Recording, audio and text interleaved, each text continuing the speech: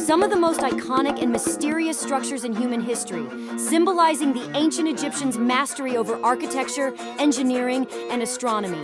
The Great Pyramids of Egypt. If you thought they were just some weird little alien-made buildings, you would be wrong. The pyramids have always reflected not only the Egyptians' impressive organizational skills, but also their profound spiritual beliefs about the afterlife and the divine. While many theories exist regarding how they were built, from vast ramps to complex pulley systems, no single explanation has been universally accepted, leaving their construction an enduring mystery. Now let's hop deeper into all of it. But before that, if you love scavenging the history like we do, don't forget to subscribe for more similar content. Also, comment what historical rabbit hole you would like us to hop into next. And now back to this one. Did the country that left its mark in history up to this day have to be strong? Oh, you bet. Ancient Egypt was one of the most powerful and influential civilizations of the ancient world, flourishing along the Nile River for over 3,000 years. It was a highly centralized state, ruled by a pharaoh who was considered both a king and a divine figure, often believed to be the earthly representative of the gods. That type of rulers are still in power today, but they're trying to be a bit more subtle about it. Society was organized into a strict hierarchy, with the pharaoh at the top, followed by nobles, priests, scribes, artisans, and while slaves and laborers occupied the lowest tier. The Egyptians had a complex bureaucracy that collected taxes, managed resources, and organized large-scale construction projects, including temples and pyramids. Egypt's economy was mainly agrarian, centered on the fertile lands of the Nile Delta, but it also engaged in extensive trade with neighboring regions, which contributed to its wealth. The civilization was known for its advances in writing, medicine, mathematics, and engineering, as well as its rich religious traditions. Hey, people really had a lot of interesting and practical hobbies back then. You just know that in today's time, they would all be doom-scrolling into oblivion all day instead. Anyway, with a powerful army, Egypt often extended its influence over surrounding territories, asserting control over Nubia, parts of the Levant, and sometimes even further. Religion was deeply integrated into everyday life, and Egyptians believed in an elaborate afterlife, which influenced their burial practices, especially for the elite.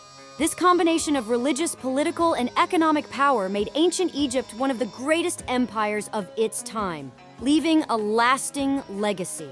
Now a bit back really quick, since pharaohs were very important creatures in regard to Egypt's religious practices and the pyramids. To prepare for the next world, pharaohs would build up temples to the gods and massive pyramid tombs for themselves, filled with all the things each ruler would need to guide and sustain himself in the next world. Because of this, it was in everyone's interest to keep the king's majesty intact even after his death, when he was believed to become Osiris, god of the dead. The new pharaoh, in turn, became Horus, the falcon god who served as protector of the sun god, Ra. Did you know? The pyramid's smooth, angled sides symbolized the rays of the sun and were designed to help the king's soul ascend to heaven and join the gods, particularly the sun god Ra. Ancient Egyptians believed that when the king died, part of his spirit remained with his body. To properly care for his spirit, his body was mummified, and everything the king would need in the afterlife was buried with him, including gold vessels, food, furniture, and other offerings. The pyramids did not immediately acquire a recognizable shape, but began to be built from simpler buildings, which over time became more and more complex. From the beginning of the dynastic era, royal tombs were carved into rock and covered with flat-roofed rectangular structures known as mastabas, which were precursors to the pyramids. The oldest known pyramid in Egypt was built around 2630 BC at Saqqara for the 3rd dynasty's King Djoser. Known as the Step Pyramid, it began as a traditional mastaba, but grew into something much more ambitious. Over the course of Djoser's nearly 20-year reign, pyramid builders assembled 6 stepped layers of stone, as opposed to mud brick like most earlier tombs, that eventually reached a height of 204 feet, or 62 meters. It was the tallest building of its time, the earliest tomb constructed as a true pyramid, or in other words smooth, not stepped, was the Red Pyramid at Dashur, one of 3 burial structures built for the first king of the 4th dynasty, Sneferu. It was named for the color of the limestone blocks used to construct the pyramid's core. And now we come to the main ones, the three most famous and largest pyramids in the world, or at least in Egypt. If you want a video about other pyramids in the world, tell us about it in the comments. Now onto the biggest pyramid in Egypt, the Great Pyramid of Giza. The ancient engineering feats at Giza were so impressive that even today scientists and engineers can't be sure exactly how it was built. Yet they have learned much about the people who built them and the political power necessary to make it happen. The builders were skilled Egyptian workers who lived in a nearby temporary so-called city. The remains of bakeries and piles of animal bones show that at least the workers were very well fed for their labor. Archaeological digs on the fascinating site have revealed a highly organized community, rich with resources that must have been backed by strong central authority. It's generally believed that the Egyptians moved massive stone blocks to the heights along large ramps, greased by water or wet clay, using a system of sledges, ropes, rollers, and levers. Some suggest exterior ramps either zigzagged or spiraled around each pyramid, while a more controversial theory suggests internal ramps were used. Archaeological sites across Egypt and records written on ancient papers show that boatmen used the Nile and a network of artificial waterways to bring materials to the Giza Plateau, including granite from Aswan quarries, copper cutting tools from the Sinai Peninsula, and timber from Lebanon.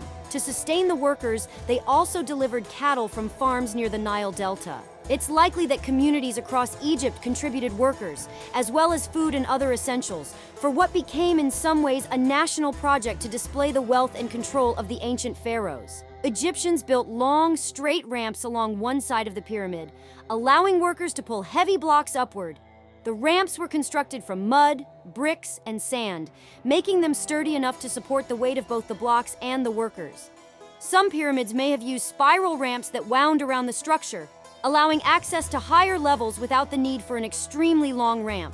According to one theory, pyramids had internal ramps, allowing for block placement as the structure rose. Once the pyramid was complete, the ramps were either dismantled or reused as construction material around the site. Who were the heroes who built all this? Well, they weren't really considered heroes, but slaves, chattels without any rights who work until they die for their master without any questions.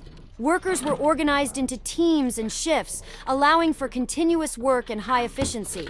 The pyramids were built by specialized workers, craftsmen, stonecutters, transporters, and architects, all collaborating on different tasks. The workers lived in nearby temporary settlements with essential provisions such as food, water, and shelter. During the Nile's flooding season, when farming halted, extra labor joined the construction, boosting the workforce during this period. It's nice to see how much we've progressed as a civilization over a few thousand years. Despite the theories we have, there are still many uncertainties about exactly how the pyramids were built.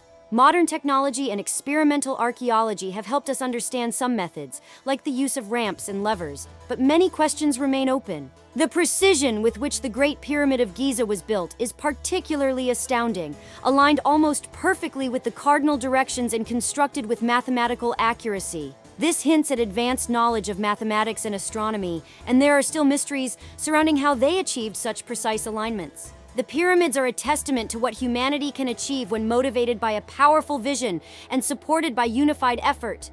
They remain as relevant and awe-inspiring today as they were thousands of years ago, ensuring that their mystery, legacy, and grandeur will continue to captivate future generations. The pyramids encourage us to keep questioning and exploring. They remind us that there is still much to learn from ancient civilizations. The pyramids are a testament to what humanity can achieve when motivated by a powerful vision and supported by unified effort. They remain as relevant and awe-inspiring today as they were thousands of years ago, ensuring that their mystery, legacy, and grandeur will continue to captivate future generations.